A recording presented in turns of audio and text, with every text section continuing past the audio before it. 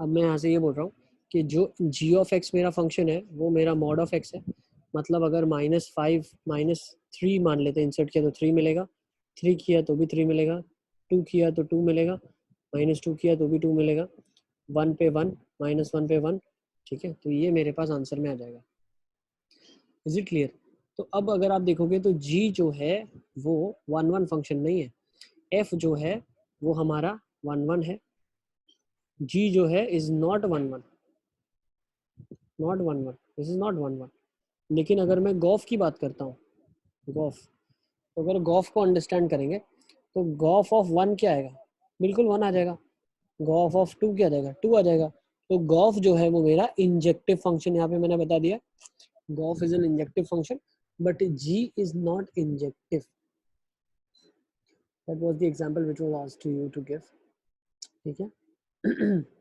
दूसरा एक एग्जांपल ले लेते हैं, नेक्स्ट क्वेश्चन चलते हैं इसके आगे। उसमें भी यही बोला है, give the examples of two functions natural to natural and natural to natural such that g o f is onto, ठीक है, लेकिन f is not onto, ठीक है। मतलब गॉफ मेरा ऑन टू फंक्शन होना चाहिए लेकिन एफ ऑन टू नहीं होना चाहिए, ठीक है। अच्छा, एक और चीज़, जब अगर आप अंडरस्टैंड करो, ये सारे वही एग्जाम्पल्स हैं जब मैंने आपको जब नोट लिखवाई थी तब आपको ये चीज़ लिखवाई थी, इफ़ यू रिमेंबर, कि जो मेरा गॉफ इंजेक्टिव है तो एफ इंजेक्टिव होना ही चाहिए। If you remember, g o f onto है तो हमारा जी ऑन टू होना ही चाहिए, क्लियर? तो ये वाली चीज़ बोली हुई है, ओके। आई गेस एग्जाम्पल्स आप ट्राई कर लेंगे तो आपको एग्जाम्पल्स के थ्रू पता चल जाएगा, ठीक है। ये अगर प्रीवियस वीडियोस आप देखेंगे एक बार, ठीक है, तो प्रीवियस वीडियोस में हमने ये ऑलरेडी डिस्कस किया हुआ, ठीक है। सबको क्लियर है? आवाज़ आ रही है मेरी सबको? Hello, yes sir. ठीक है, सबको मेरी आवाज़ आ रही है?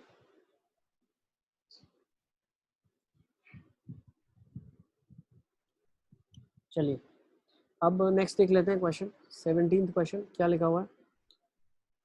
Given a non empty set S X, ठीक है, given a non empty set X, ठीक है, उसमें क्या दिया हुआ है, consider P of X which is the set of all subsets, power set है जो सबका सबसेट है, set of all the subsets, yes, power set set of all subsets होता है। Define a relation R in P of X as follows for subsets A and B in P x, मतलब ए और B जो subset होंगे P x के, ए और B के बीच में रिलेशन होगा if and only if A B का सबसेट है।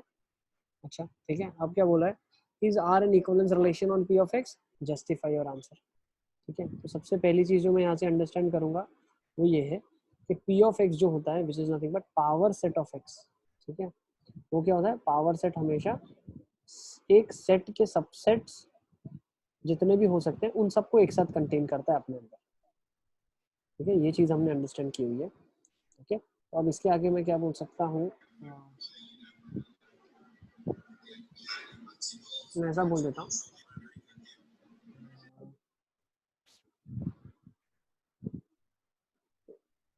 जैसे फॉर एग्जांपल हम ले लेते हैं यहाँ पे, ठीक है। अब क्या बोल रहे हैं देखो, define relation R in P of X as follows for subsets A and B in P of X A R B if and only if A is a subset of B, ठीक है। मतलब ए अगर B का subset है तो ही ए R B relation होगा, ठीक है। तो क्या ये बोल सकते हैं इक्वलेंस रिलेशन है पी एक्स में?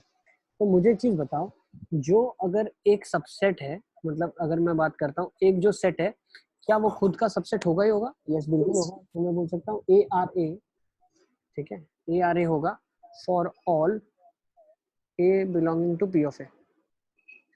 क्यों भाई? अगर पी ऑफ एक्स में से कोई आपने सेट उठाया वो खुद का तो सबसेट होगा ही होगा, ठीक है। So A R A for all A belonging to capital A belonging to P of X, P of A नहीं लिखना चाहिए, this is P of X, ठीक है। देयरफॉर जो मेरा आर है, ठीक है, रिलेशन ऑन पी एक्स जो आर है, इट इज रिफ्लेक्सिव, तो ये बिल्कुल रिफ्लेक्सिव तो होगा ही होगा, ठीक है। यस और नो? किसी को कोई डाउट है तो पूछ सकता है। रिफ्लेक्सिव क्यों होगा? क्योंकि एक सेट जो होता है वो खुद का सबसेट तो होता ही है, ठीक है। ताहिर क्वेश्चन नहीं पता चला? क्वेश्चन में बेटा ये लिखा है कि आपके पास, मान लो मैं एक सेट बोलता हूँ, एक्स एक सेट है जिसके अंदर एलिमेंट्स 1 2 3 है, ठीक है। तो p ऑफ x क्या हो जाएगा आपके पास, p of x is nothing but power set of x, जिसके अंदर एलिमेंट्स मान लेते हैं 5 एक एलिमेंट होगा, 1 एक एलिमेंट होगा, ठीक है, फिर एक 2 एलिमेंट होगा, फिर एक 3 एलिमेंट होगा, ठीक है, फिर एक 1,2 होगा, फिर एक 1,3 होगा, फिर एक 2,3 होगा, फिर एक 1 2 3 होगा। तो p ऑफ x ये एक सेट हो गया। अब इसमें से आपको दो सेट निकालना है, a और b सेट। तो मान लो a सेट मैंने लिया 1, ठीक है। तो मैं ऐसा बोलना चाहता हूँ कि एक रिलेशन जो होगा वो इन सेट्स को कंटेन करेगा। तो क्या मेरे सेट के क्या मेरा ये जो सेट होगा ये रिफ्लेक्सिव होगा, ये रिलेशन ऐसा कुछ बनेगा। तो हाँ बिल्कुल 1,1 जो हो गया, फिर वो भी होगा कौन सा 5,5 भी होगा, फिर इसी के अंदर 2,2 भी होगा ही होगा, ठीक है। ये एग्जाम्पल की तरफ से मैं आपको बता रहा हूँ, बट हमें अंडरस्टैंड क्या करना है, हमारे पास दो सेट हमें लेना है, ठीक है। तो जो मेरे पास ये p ऑफ x है, इसमें से दो ऐसे सेट उठाओ आप, ठीक है, कोई भी दो सेट आप उठा सकते हो a और b। तो क्या वो सेट को जब मैंने उठाया और उनमें से रिलेशन बनाया, तो वो रिलेशन क्या ये इक्वलेंस होगा, वो ये बताना चाह रहा है। तो मैंने बोला अगर आपने 1 उठाया और दूसरा भी 1 उठाया तो वो रिलेशन के अंदर होगा ही होगा। क्यों? क्योंकि रिलेशन में दो सेट्स वो ले सकते हो जो इसमें ए बी का सबसेट है।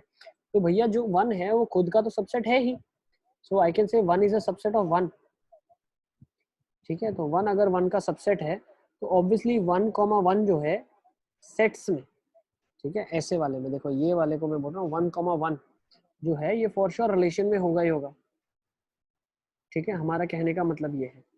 सिमिलरली हमें ये बोला गया है क्या ये अभी सिमेट्रिक होगा, तो भैया ए बी का सबसेट है, ठीक है, लेकिन बी ए का सबसेट कभी थोड़ी ना होगा। तो ट्रांजिटिव तो होने से, तो सिमेट्रिक तो होने से रहा। Is it clear? A is a subset of B, ठीक है। तो आपने मान लो एक 1 लिया और 1,2 लिया, तो ये वाला अंदर है, लेकिन क्या समझ लो 1,1,2 ये एक एलिमेंट है रिलेशन के अंदर, लेकिन क्या 1,2 और 1 एलिमेंट होगा? नहीं होगा। क्यों नहीं होगा भाई? 1,2 थोड़ी 1 का सबसेट है, 1/2 1,2 का सबसेट है।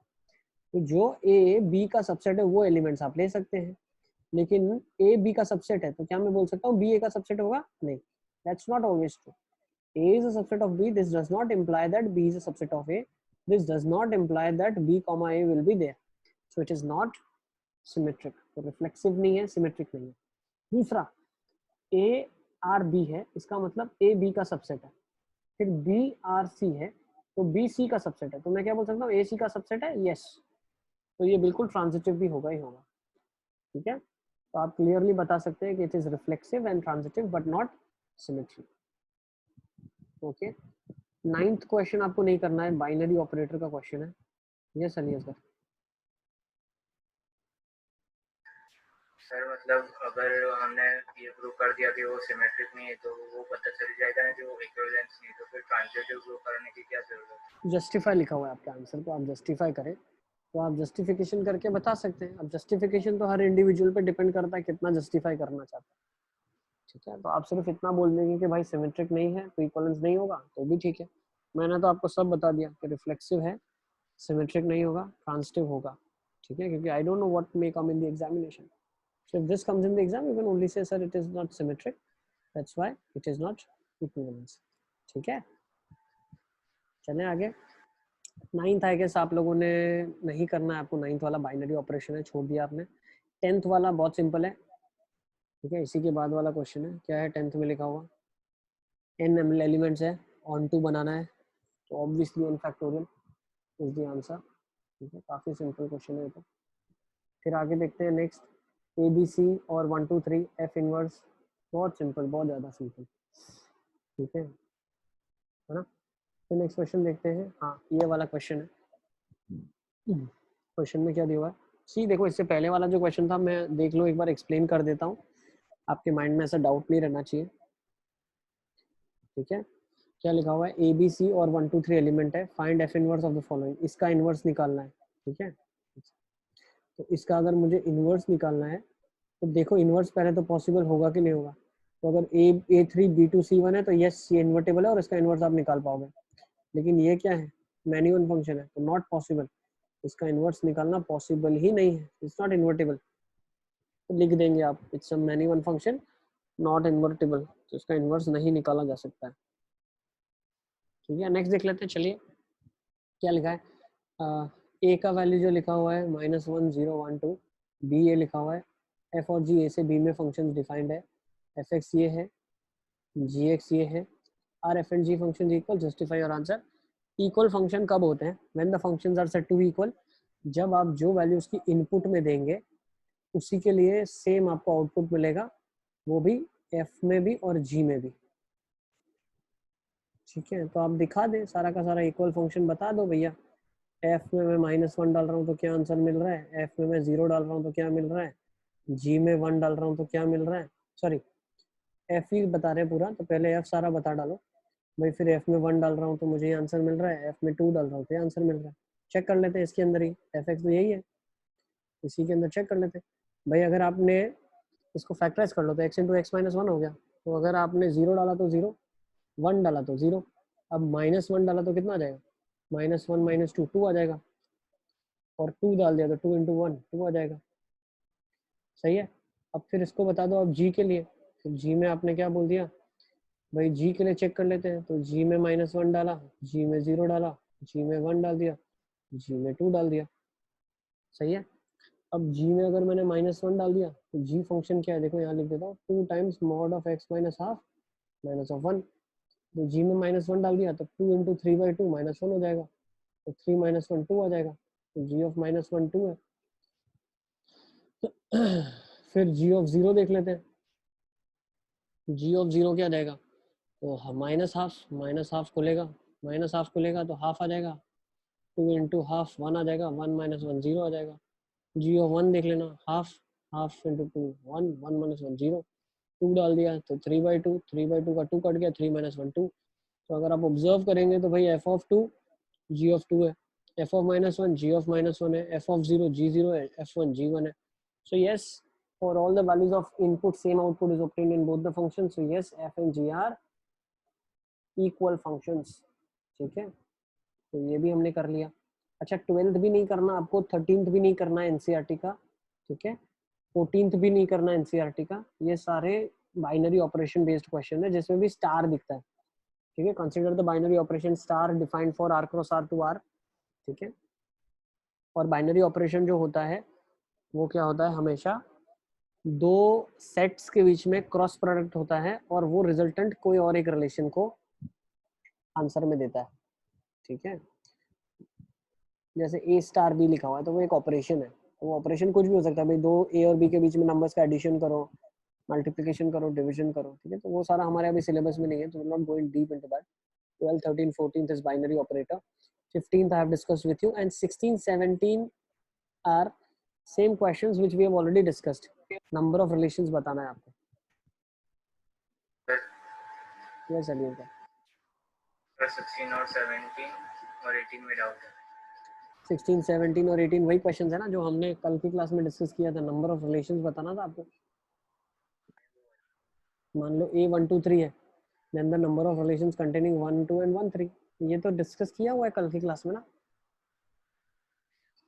कोशिश की तुमने? अली असगर, हाँ सर, कोशिश की है। रिफ्लेक्सिव है तो 1 1 होगा, 2 2 होगा, 3 3 होगा, है ना। अब सिमेट्रिक है बट ट्रांसिटिव नहीं है, तो भैया फॉर श्योर 1 2 होगा, तो 2 1 तो होना ही पड़ेगा। ठीक है, 1 3 है तो 3 1 होना ही पड़ेगा। सही है, अब ट्रांजिटिव नहीं होना चाहिए ये, तो ट्रांजिटिव नहीं होंगे ऐसे कितने हो सकते हैं, तो रिफ्लेक्सिव हमने कर दिया। सर पर ये तो ट्रांजिटिव हो गया ना। तो मेरे भाई अभी तो एलिमेंट्स बाकी है ना, सारे एलिमेंट्स आ गए क्या अंदर, सारे एलिमेंट्स आ गए क्या इसके अंदर? नहीं। हाँ, तो फिर वही तो अभी हमको करना है, क्या ऐड करूँ और इसके अंदर जैसे ट्रांजिटिव ना हो, तो हमें यही तो काम करना है। कॉन्सेप्ट आपको क्लियर होना चाहिए एकदम परफेक्ट। तो क्वेश्चन में बोला क्या हुआ, तो ये सारे एलिमेंट्स पहले लिस्ट डाउन कर लो आप, 1 2 1 3, ठीक है, 2 1, फिर 2 3, ठीक है। अब और क्या क्या होगा, 1 2 का 2 1 हो गया, 1 3 का 3 1 हो जाएगा और 3 2 हो जाएगा।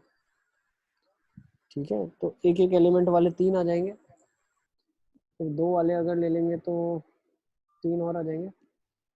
ठीक है, कोई एलिमेंट और छूट रहा है तो बताओ। 1 1 हो गया, 2 2 हो गया, 3 3 हो गया, 1 2 हो गया, 1 3 हो गया, ठीक है, और 2 3 हो गया, और 3 उल्टे हो गए। 9 एलिमेंट टोटल होने चाहिए। 1 2 3 4 5 6 7 8 9, 9 एलिमेंट्स मेरे पूरे हो चुके, है ना। अब 1 1 ले लिया हमने, हमें लेना ही पड़ा। 2 2 लेना पड़ा, 3 3 लेना पड़ा। बोला हुआ है रिफ्लेक्सिव होना ही चाहिए। सिमेट्रिक के लिए उसने बोला 1 2 और 1 3 तो होने ही चाहिए। तो भाई अगर आपने 1 2 1 3 बोल दिया तो 2 1 और 3 1 तो ऑटोमेटिकली उसके अंदर आ गए।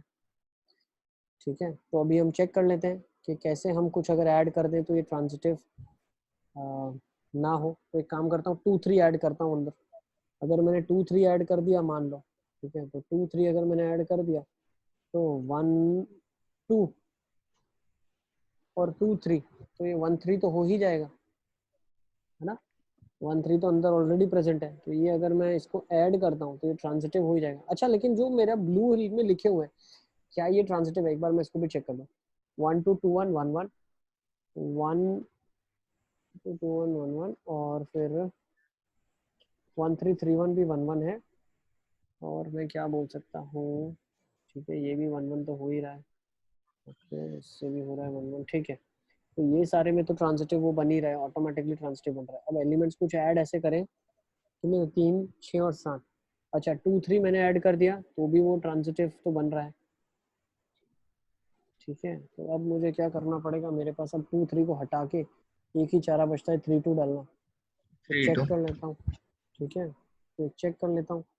अगर 3 2 डाला तो 2 सर 3, ट्रांजिटिव हो जाएगा और नॉन सिमेट्रिक। 2 3 डाल दिया तो 3 2 भी आपके पास हो जाएगा। ठीक है, 1 और 2 बोला है और 1 और 3 बोला है, तो 2 1 ऑटोमेटिकली चला गया और 3 1 ऑटोमेटिक चला गया।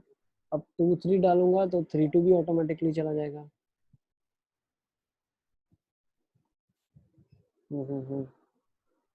But not transitive. तो अच्छा, अगर मैं बोलूँ सिर्फ यही मेरे पास जो दिया हुआ है, ठीक है, मतलब मान लो अगर 2 3 डाला तो 3 2 तो ऑटोमेटिकली चला ही जाएगा। ठीक है, तो that has to come by default, तो वो ट्रांजिटिव हो जाएगा। लेकिन क्या ये ट्रांजिटिव है? एक बार इसको चेक करो आप। सर ट्रांजिटिव तो अच्छा, ट्रांजिटिव है। 2 3 बन जाए कहीं से। सर 3 3 3 1, 3 हाँ सर ट्रांजिटिव है। नहीं है ना, ट्रांजिटिव कैसे है यार? देखो, यही तो मैं चाहता हूँ, तुम लोग कॉन्सेप्चुअली चीजें नहीं समझ रहे हो। 2 1 और 1 3 का एलिमेंट 2 3 कहाँ पे है यार? This is not transitive, this is not transitive. तो बिल्कुल फॉर श्योर आपके पास एक तो आंसर आ गया, दैट्स ये आंसर करेक्ट, खत्म। और रिलेशन पॉसिबल ही नहीं है। तो जो रिलेशन हमारे पास मिनिमम एलिमेंट्स का आ गया, वही हमारा कंडीशन को सेटिस्फाई कर रहा है। Reflexive symmetric not transitive. लियास कर। हाँ सर अब आ बताओ। गया। ठीक है, चलें आगे। सर देखो ये 17 सब, हो जा। अब अगर आपने खुद से कोशिश की है तो आपको समझ आएगा। बाकी सब बच्चों के लिए मैं यही बोल रहा हूँ, you have to at least try once all these questions at home. ठीक है, अब 17 में क्या लिखा हुआ है अली असगर? इक्वलेंस रिलेशन बताने हैं जो 1 और 2 एलिमेंट्स कंटेन करें। ठीक है, करवाओगे क्या? मेहनत करवाओगे इसमें भी? कोशिश की तुमने? सर नहीं, मतलब मेरे 3 आ रहे हैं और पीछे 2 दिए हुए। 1 1 आ रहा है, 2 2 आ रहा है, 3 3 आ रहा है ना। और अगर 1 2 कंटेन करेगा तो ऑब्वियसली 2 1 कंटेन करेगा ही, है ना। तो ये तो मिनिमम एलिमेंट्स आ गए। अब 9 एलिमेंट्स हम लिख देते हैं जो एक्चुअली पॉसिबल है। 1 1 2 2 3 3, ओके, 1 2 2 1 1 3 3 1, ओके, 1 2 1 3 और एक 2 3 आ जाएगा, 2 3 और 3 2। सही है, तो ये एलिमेंट्स है मेरे पास। अब इक्वलेंस बनाना है तो 1 1 2 2 3 3, 1 2 और 2 1, ये तो कंपल्शन है मेरे पास। 1 1 2 2 3 3, 1 2 और 2 1 कंपल्शन है मेरे पास। तो क्या ये इक्वलेंस रिलेशन है? चेक करो एक बार। 1 1 2 2 3 3, 1 2 2 1 और 1 1, ठीक है, ये इक्वलेंस है, बिल्कुल है। ठीक है, बिल्कुल इक्वलेंस है। अब मैं क्या करता हूँ, एक एलिमेंट मान लो डाल देता हूँ 1 3 गलती से। अगर मैंने 1 3 डाल दिया तो मुझे क्या फॉर श्योर 3 1 डालना पड़ेगा?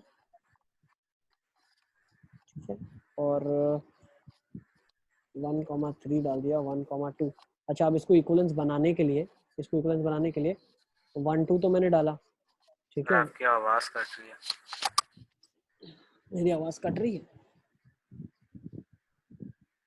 नहीं देखो 1 सर। 2 डाला, ठीक है, अभी तो क्लियर आ रही है ना। चलो देखो, अब 1 2 डाला आपने, और नहीं ये सर। 1 3 और 3 1 है, ठीक है। तो क्या मुझे और कोई एलिमेंट ऐड करना पड़ेगा? क्या करना पड़ेगा? देखो 2 1 है, फिर 1 3 है, तो 2 3 भी ऐड करना ही पड़ेगा, ठीक है। तो for sure I am suppose to add 2 3, and if I add 2 3 then I have to add 3 2 also. तो अब ये 4 एलिमेंट चारों के चारों अंदर ऐड करने पड़े, तो ये एक केस मेरा बन गया। This is case number 1 for equivalence. Aliasgar क्या बोलते हो? सही है ना?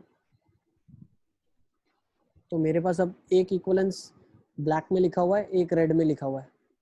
ये 2 इक्वलेंस रिलेशन मैंने ऑलरेडी लिखे हुए हैं, ठीक है।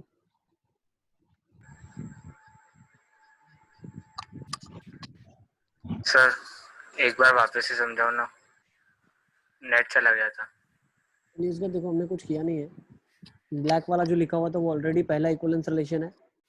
दूसरा इक्वलेंस रिलेशन मैं क्या कर रहा था, सिर्फ 1,3 मैंने बोला एक बार ऐड करता हूँ, देखता हूँ बन जाएगा क्या। तो पता चला 1,3 को इक्वलेंस बनाने के लिए 3,1 चाहिए।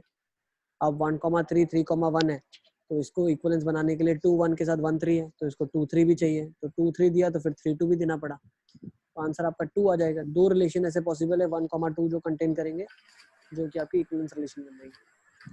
सर पहला वाला ब्लैक है और दूसरा ब्लैक प्लस सर रेड। पहला वाला जो बेटा है वो है आपका ब्लैक, और दूसरा ब्लैक प्लस रेड वाले सारे। ओके यस बेटा। सर हाँ ध्रुव। सर 1,1 2,2 और 3,3 ये 3 ले तो भी इक्विवेलेंस ही बनेगा ना? ओ भैया, ये क्वेश्चन में देखो ना, लिखा है कंटेनिंग 1,2। अच्छा हाँ। तुम चालू ट्रैक में चढ़ जाते हो, पढ़ते हो नहीं क्वेश्चन। तुम पूरा क्वेश्चन तो देखो अच्छे से, अच्छे से पढ़ाई करो ध्रुव, ठीक है ना। चलें आगे। आई गेस मुझे लगता है अब सारे ऑलमोस्ट क्वेश्चन हमने कवर कर लिए। बचे अब 2 3 नेम सीख के लिए, उसको भी देख ही लेते हैं। क्या लिखा है? Function defined from R to R be the signum function, ठीक है।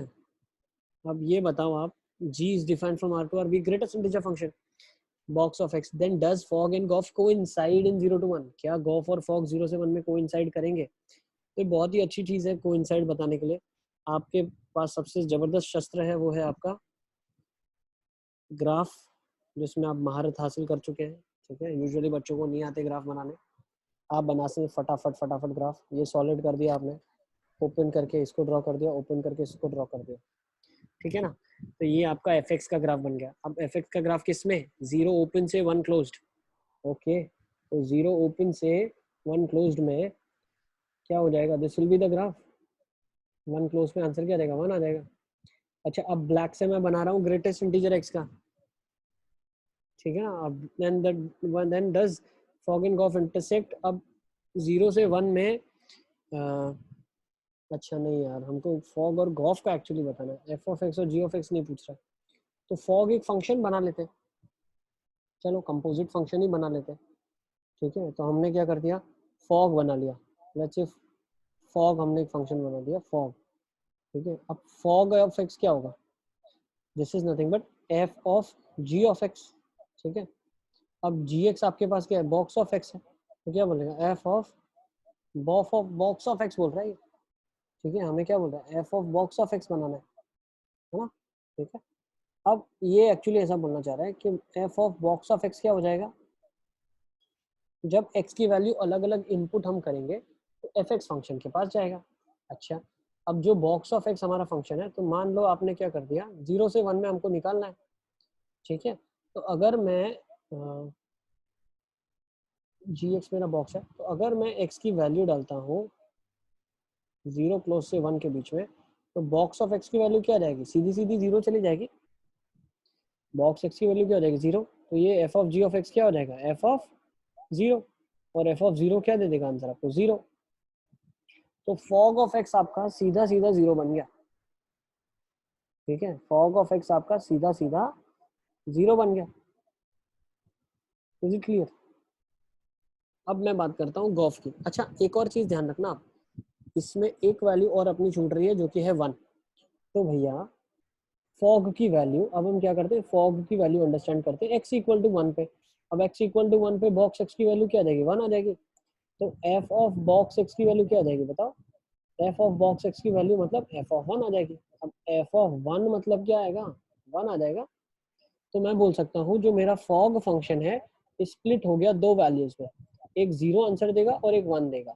0 कब देगा, 0 से जब x की वैल्यू 1 के बीच में डालोगे, और 1 कब देगा, जब x इक्वल टू 1 डालोगे। Is it clear? फॉग आप एक बार लिख दो, फिर अब मैं आपको गॉफ लिख के देता हूँ। गॉफ क्या होगा,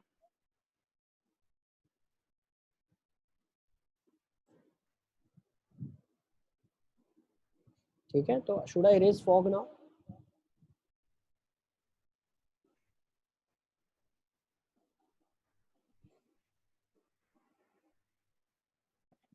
ठीक है, अब गॉफ के लिए मैं लिखता हूँ, देखो।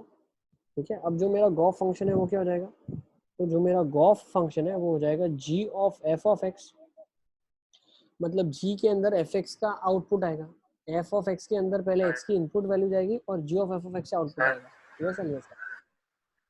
एक बार और एक्सप्लेन करो ना, नेट नहीं था।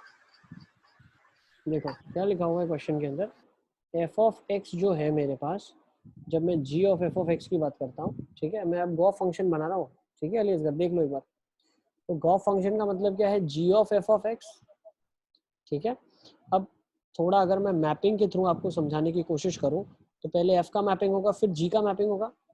अब f का जो मैपिंग होगा, ठीक है, उसमें क्या है, इनपुट में अब अगर आप कुछ भी वैल्यू डालो, आउटपुट आपको 1 0 या -1 मिलेगा, 1 0 या -1 मिलेगा। अब इनपुट क्या है, क्वेश्चन में दिया हुआ है फॉर 0 to -1। तो वैल्यूज क्या है, 0 से अगर -1 में मैं इनपुट करता हूँ x की वैल्यू, तो वो ये वाले इंटरवल में इनपुट हुई है, तो इसका आंसर क्या जाएगा, सीधा सीधा 1 आ जाएगा। ठीक है, अब जो f का आंसर है वो क्या जा रहा है, g के अंदर जा रहा है। अब g कौन सा फंक्शन है मेरा, बॉक्स ऑफ x है। g मेरा कौन सा, बॉक्स ऑफ x है। अब बॉक्स ऑफ x 1 का आंसर क्या देगा, ऑब्वियसली 1 देगा। ठीक है, तो g of f of x gives you the answer as 1 for x belonging to 0 open से 1 closed। Is it clear? अब मैं फॉग की बात करता हूँ, ये सबको क्लियर है या नहीं? अब मैं फॉग की बात करता हूँ, जो मैं पहले एक्सप्लेन कर चुका हूँ। ठीक है अलियसगर, ये तुम्हारे लिए कर रहा हूँ क्योंकि फॉग में पहले एक्सप्लेन कर चुका हूँ। गॉफ का वैल्यू 1 है, फॉग का वैल्यू हम पहले देख चुके हैं 0 और 1 दोनों है। तो क्या दोनों फंक्शन इक्वल फंक्शंस है? बिल्कुल नहीं। अब मैं गॉफ आपके लिए एक्सप्लेन कर रहा हूँ, देखो। तो गॉफ में क्या होगा, इनपुट में पहले g होगा, फिर f में जाएगा। अब g जो है वो ग्रेटेस्ट इंटीजर फंक्शन है, तो 0 से 1 ओपन के लिए और 1 के लिए दो अलग अलग इनपुट लेने पड़ेंगे हमें। क्यों? 0 से 1 का जो आउटपुट होता है वो 0 और 1 का आउटपुट होता है 1। ठीक है, अब जब ये वैल्यू f के अंदर जाएगी तो 0 पे फंक्शन क्या देगा, 0, और 1 पे फंक्शन क्या देगा, 1। तो मुझे क्या पता चला भाई, फॉग जो फंक्शन है वो आपको आंसर देता है 0 या 1। अब 0 कब देगा फॉग, इसके लिए, किसके लिए, x बिलोंगिंग टू 0 ओपन से 1 तक, और 1 कब देगा, x बिलोंगिंग टू, या डायरेक्टली लिख दो x इक्वल टू 1 के लिए। तो फॉग फंक्शन हमने दे दिया, गॉफ फंक्शन हमने दे दिया। तो क्या दोनों फंक्शंस इक्वल है? No, both the functions are not equal. Note this down and hence we conclude your chapter. Each and every question I have solved in the class. ठीक है, एक एक क्वेश्चन मैंने आपके लिए क्लास में सॉल्व किया हुआ है। ठीक है, तो हर एक क्वेश्चन का सॉल्यूशन आपके पास है, इवन वीडियो सॉल्यूशंस रिकॉर्डेड है। ठीक है, note this down, then we will start with indefinite जो हम कर रहे थे ऑलरेडी।